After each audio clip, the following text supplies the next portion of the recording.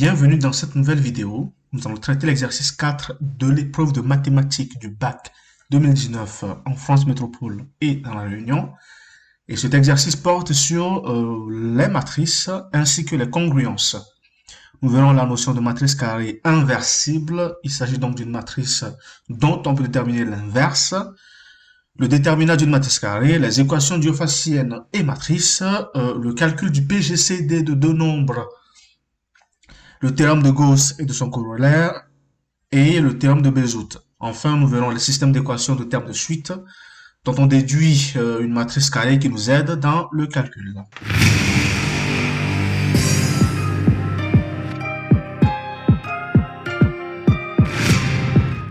Voici l'énoncé de l'exercice. On note grand Z l'ensemble des entiers relatifs. Dans cet exercice, on étudie l'ensemble grand S des matrices qui s'écrivent sous la forme grand A égale à B, C, D.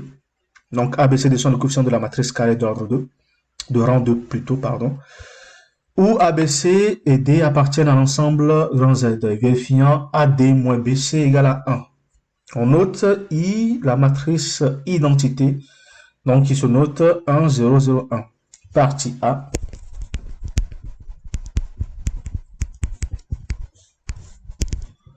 Petit 1. Vérifier que la matrice grand A, qui s'écrit 6, moins 5, 5 et moins 4, appartient à l'ensemble grand S. Donc, c'est ce qui est à vérifier. Alors, l'ensemble grand S, c'est l'ensemble des matrices carrées de rang 2, dont le déterminant qui est AD moins BC est égal à 1. Donc, si grand A appartient à S, alors il faudrait que quoi? Que 6 fois moins 4 moins B qui est 5 fois C, donc moins 5, eh bien, il faut que tout ça soit égal à 1. Nous allons donc faire le calcul. 6 fois 4, ça fait moins 24. Moins fois moins 25, donc ça fait moins 25, qui est égal à 1. C'est-à-dire que moins 24 plus 25 est égal à 1, ce qui veut dire que quoi? 1 égale à 1. Donc, A appartient à S. Je rappelle que ce que nous avons vérifié ici, c'est lorsqu'on dispose d'une matrice dont les coefficients sont A, B, C, D, eh bien, cette matrice appartient à S si et seulement si AD moins BC est égal à 1. C'est ça que nous avons vérifié là. Question 2. Montrer qu'il existe exactement 4 matrices de la forme grand A est égal à 2, 3 et D, appartenant à l'ensemble S. Les expliciter. Bien, si A appartient à S, alors, une fois encore, AD moins 2 fois 3 est égal à 1. Ceci implique donc quoi? Que AD est égal à 1 plus 6, donc que AD est égal à 7. Or, 7 est un nombre premier. Et sachant que A et B appartiennent à grand Z, alors il faut que quoi? Que soit A soit divisible par 7, donc A est congruent à 0 modulo 7, ou soit B est congruent à 0 modulo 7, c'est-à-dire que B est divisible par 7. Donc, si A est divisé par 7, donc si 7 divise A, alors tout simplement, A dans notre cas est égal à 7 et B est égal à 1. C'est tout simplement ça. Ou bien A est égal à moins 7 et dans ce cas, B est égal à moins 1. Si plutôt 7 divise B, alors c'est que B qui est égal à 7 et dans ce cas, A est égal à 1. Ou bien B est égal à moins 7 et dans ce cas, A est égal à moins 1. Voici donc le premier cas, le deuxième cas, le troisième cas, le quatrième cas. Ces 4 cas forment les 4 solutions dont nous parle la question 2. Les 4 matrices solutions sont ainsi. 2 points. La première, c'est tout simplement A égale à 7, 3, 2 Et alors, ce n'est pas B, autant pour moi, c'est D. C'est des petits D, autant pour moi. J'espère que je n'ai pas fait l'erreur de l'autre côté aussi. Non, c'est pas B, c'est D. Voilà. Donc, B, 2 et D est égal à 1. Soit A est égal à moins 7 et D est égal à moins 1. Soit A égale à 1 et D égale à 7. Et enfin, soit A égale à moins 1 et D est égal à moins 7. Ça, c'est les 4 solutions dont parle la question 2. Question 3, petit a. Résoudre dans grand Z l'équation E. 5x moins 2y est égal à 1. C'est une équation diophacienne, je rappelle. On pourra remarquer que le couple 1, 2 est solution particulière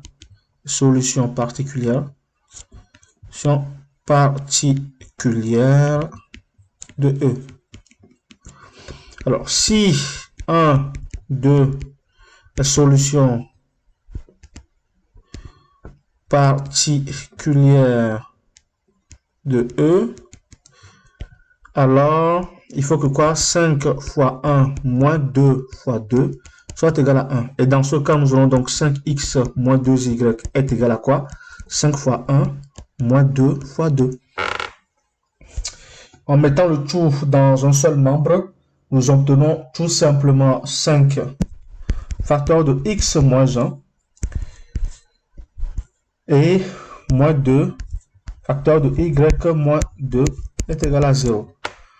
Ce qui veut tout simplement dire que quoi? Que 5 facteur de x moins 1 est égal à 2 facteur de y moins 2. Or, 5 et 2 sont premiers entre eux.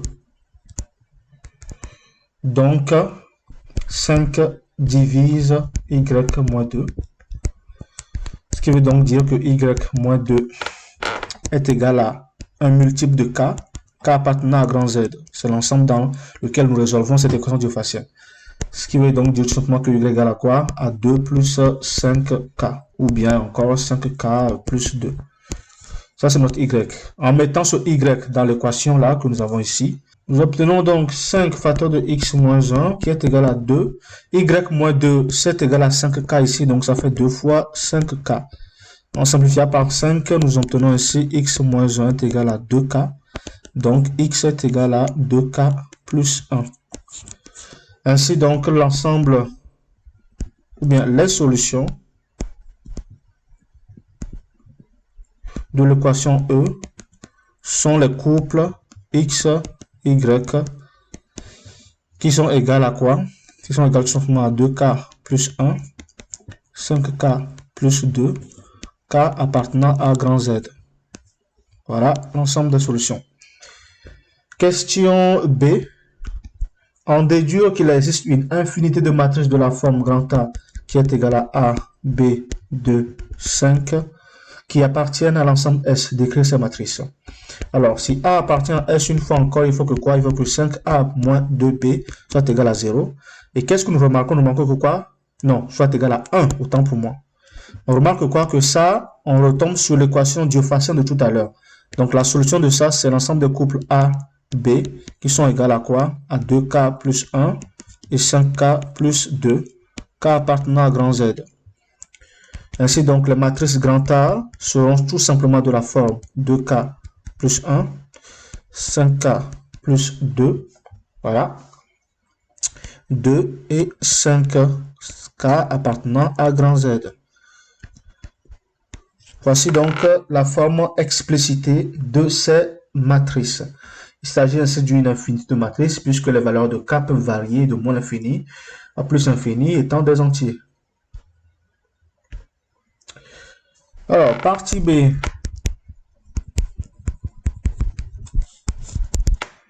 Dans cette partie, on note grand A qui est égal à A, B, C et D. Une matrice appartenant à l'ensemble S. On rappelle que A, B, C et D sont des entiers relatifs tels que AD moins BC est égal à 1. Ça, c'est très important. Question 1. Montrer que les entiers A et B sont premiers entre eux. Facile. On sait que AD moins BC est égal à 1. Ça, c'est quoi? Ça, c'est quoi? Ça, c'est l'identité de Bézout qui nous dit que quels que soient deux nombres, deux entiers relatifs,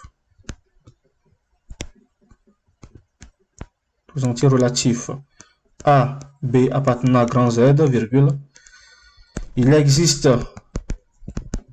deux autres entiers relatifs U, V, voilà, tels que AU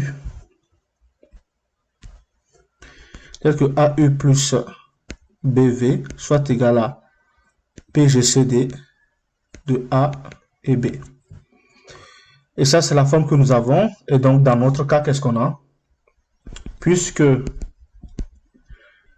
D, B appartiennent à grand Z et que AD moins BC, alors ce n'est pas DB, c'est plutôt D et moins C, autant pour moi, moins C, voilà, et que AB moins BC est égal à 1, alors le PGCD de A et B, c'est tout simplement 1. Et dans ce cas, d'après le théorème de Bézout, virgule, A et B sont premiers entre eux.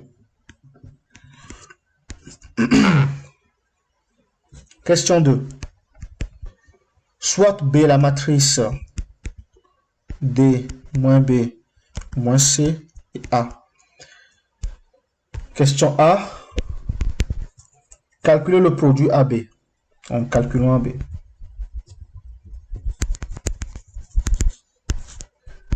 AB, c'est A fois B, donc ça fait tout simplement A, B, C, D fois D moins B moins C et A.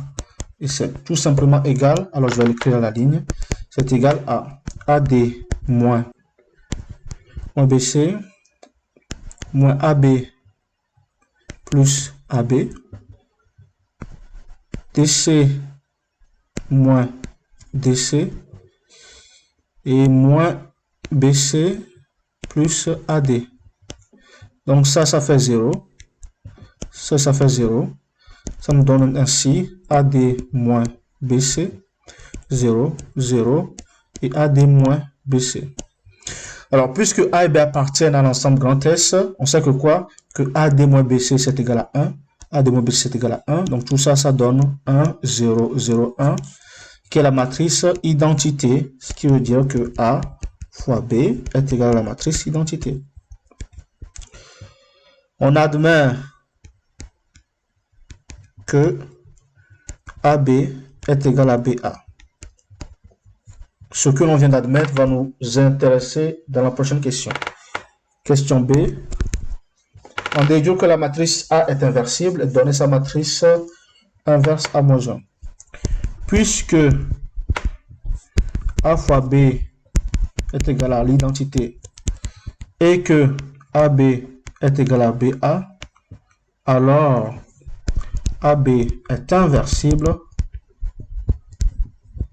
et sa matrice inverse A-1 est égale à tout simplement à B. Parce qu'il n'y a que A fois A-1 qui fasse l'identité. Et puisqu'on a A fois B qui est égal à l'identité, c'est que B est égal à quoi? À A-1.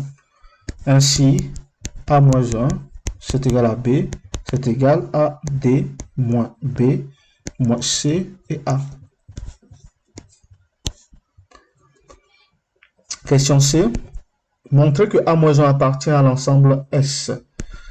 Si A-1 appartient à S, alors il faut que quoi? Que AD moins C moins B soit égal à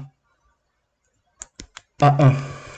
Ce calcul-là donne donc AD moins voilà, CB, tout simplement donc BC, qui est égal à 1 effectivement, parce que l'énoncé nous dit que toutes les matrices de coefficients A, B, C, D appartenant à S ont le déterminant sous cette forme. Donc c'est le cas, donc oui, A-1 appartient à S. 3.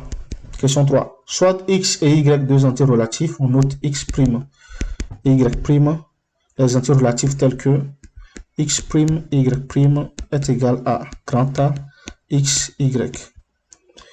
Petit a, montrer que quoi? Montrons que X est égal à DX' moins BY' et Y est égal à AY' moins CX'. C'est tout simple.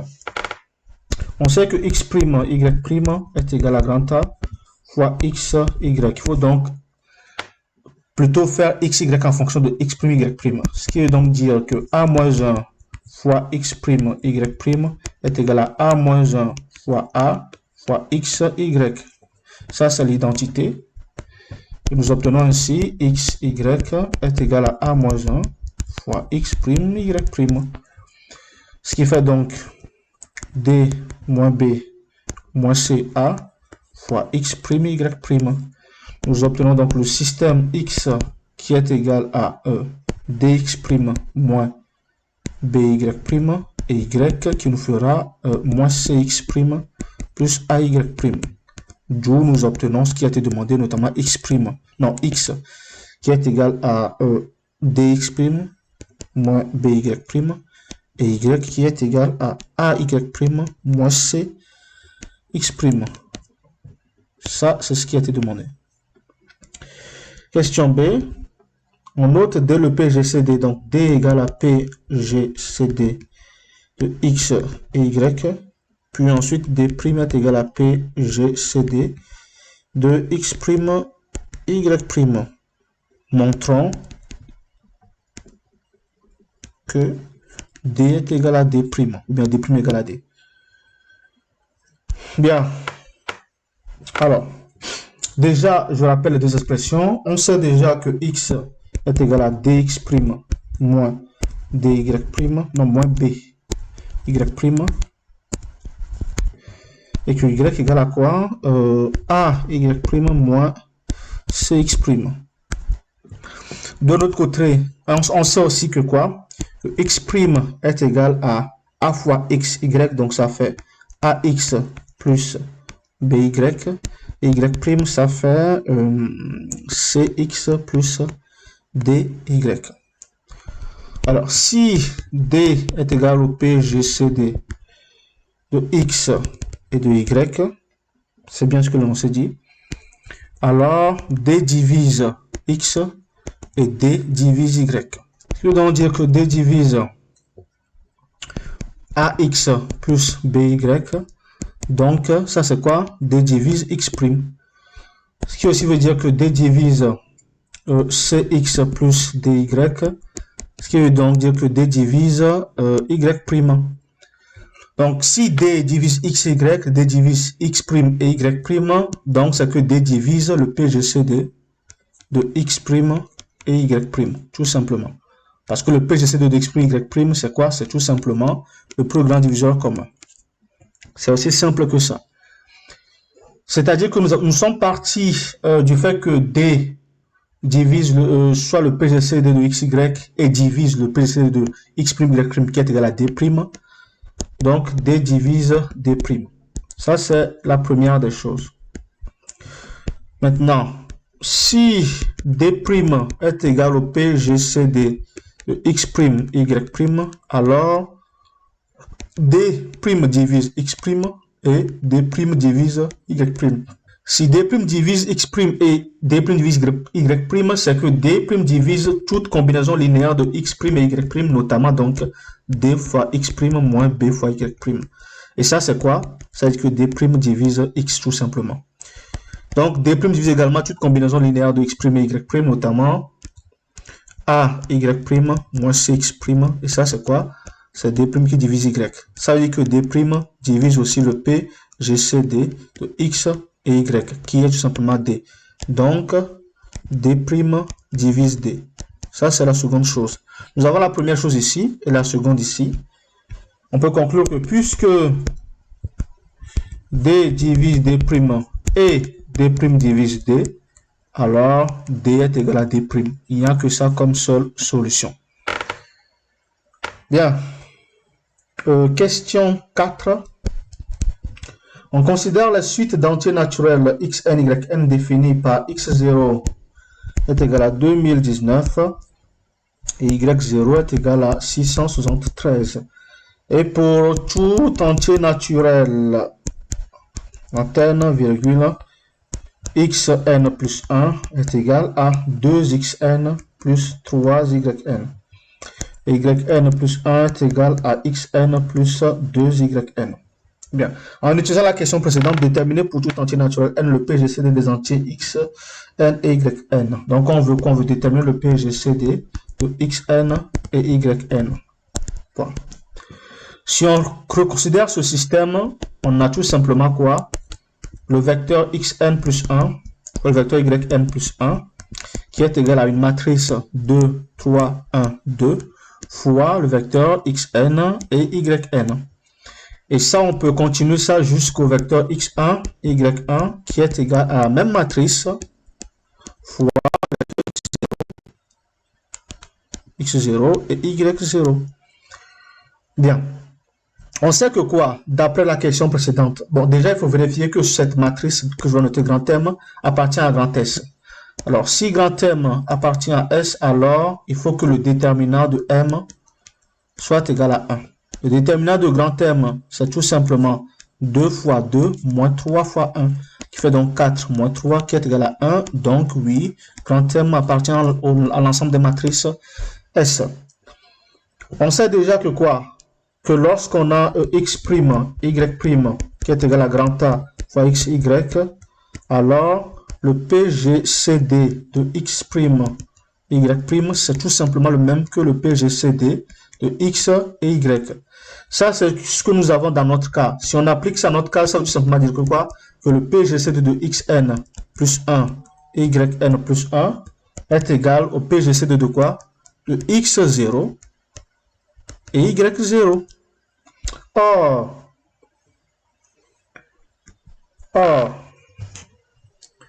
le PGCD de x0 et y0, c'est égal au PGCD de 2019 et de 673, qui est égal tout simplement à quoi? À 673, car 2019 a comme décomposition, bien comme division euclidienne, 173 fois 3 plus 0. À cause de ce 0 là, nous avons ici le PGCD qui est là. Ce qui veut donc tout simplement dire que le PGCD de xn plus 1, yn plus 1 est égal au PGCD simplement de xn de yn, qui est égal au PGCD de x0, y0, qui est égal à 673. Ça, c'est la conclusion. Je fais donc la dernière question de cet exercice et donc cette vidéo prend fin. Je vous remercie d'avoir suivi cette vidéo. Je vous invite à me suivre régulièrement et à suivre régulièrement ma chaîne. Je vous invite également à liker cette vidéo, voilà celle-ci. Je vous invite à la commenter avec vos questions et vos interrogations. Je vous invite également à vous abonner à cette chaîne parce que vous verrez régulièrement de nouvelles vidéos qui parlent de sciences, d'études académiques et j'en passe. Je vous invite enfin à consulter la description de cette vidéo pour y voir mon adresse mail sur laquelle vous pouvez m'envoyer des exercices un peu plus compliqués et des interrogations que vous aurez du mal à mettre dans les commentaires. Merci, à bientôt.